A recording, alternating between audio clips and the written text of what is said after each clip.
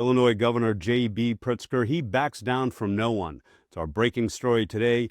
You've never heard anyone publicly speak of Dear Donald and the way that you're about to see. No doubt Trump thought that his Oval Office presser would be the dominant story of the day. After all, he cut a promo, as they say in pro wrestling, attacking all sorts of things in between sound bites of decrees and declarations. There's another meandering but dangerous muddle of poorly formed thoughts communicating frightening realities that no one voted for. But while Trump prattles away, the governor he threw shade at held a press conference of his own, and man, it wins the day.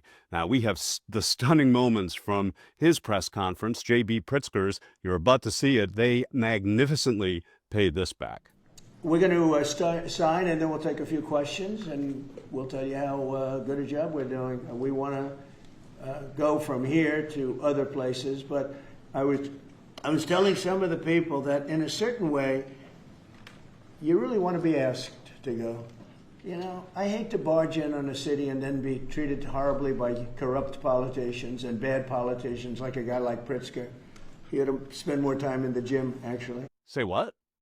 I don't like going to a town, city, place, a state, and then be criticized by some corrupt or incompetent governor.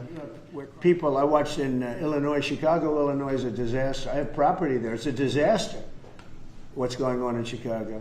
So I'm thinking about, when I have some slob like Pritzker criticizing us before we even go there. I made the statement that next should be Chicago because, as you all know, Chicago's a killing field right now. A killing field, really? Well, thank goodness, and I mean goodness, for J.B. Pritzker. It's our breaking story today because it's going to be a line between good and bad and right and wrong.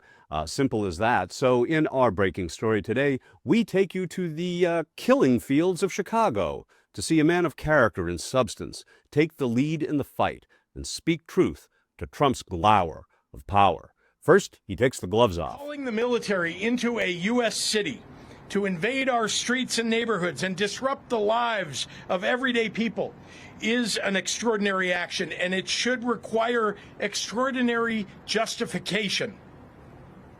Look around you right now. Does this look like an emergency? Look at this. Go talk to the people of Chicago who are enjoying a gorgeous afternoon in this city. Find a family who's enjoying today sitting on their front porch and ask if they want their neighborhoods turned into a war zone by a wannabe dictator. All right, now that the gloves are off, here's his 1-2 punch.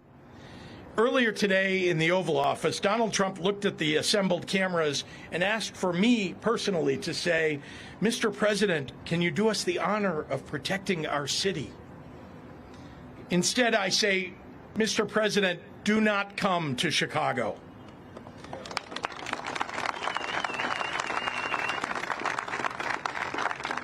You are neither wanted here nor needed here. Your remarks about this effort over the last several weeks have betrayed a continuing slip in your mental faculties and are not fit for the auspicious office that you occupy. Most alarming, you seem to lack any appropriate concern as our commander-in-chief for the members of the military that you would so callously deploy as pawns in your ever more alarming grabs for power. So in case there was any doubt as to the motivation behind Trump's military occupations, take note. 13 of the top 20 cities in homicide rate have Republican governors. None of these cities is Chicago. 8 of the top 10 states with the highest homicide rates are led by Republicans. None of those states is Illinois. To the members of the press who are assembled here today and listening across the country, I am asking for your courage to tell it like it is. This is not a time to pretend here that there are two sides to this story.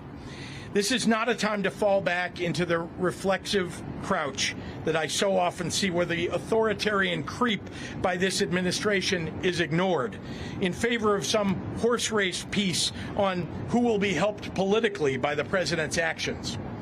Donald Trump wants to use the military to occupy a U.S. city, punish his dissidents, and score political points. If this were happening in any other country, we would have no trouble calling it what it is, a dangerous power grab. Carl Sandburg said Chicago is the city of big shoulders, and Pritzker's shoulders are pretty sizable. As to Trump's previous insult, we'll leave it to the governor. I know that I live rent-free in the president's head, and I wish he would spend some time in Chicago so that he could see what a lovely city we have. Governor.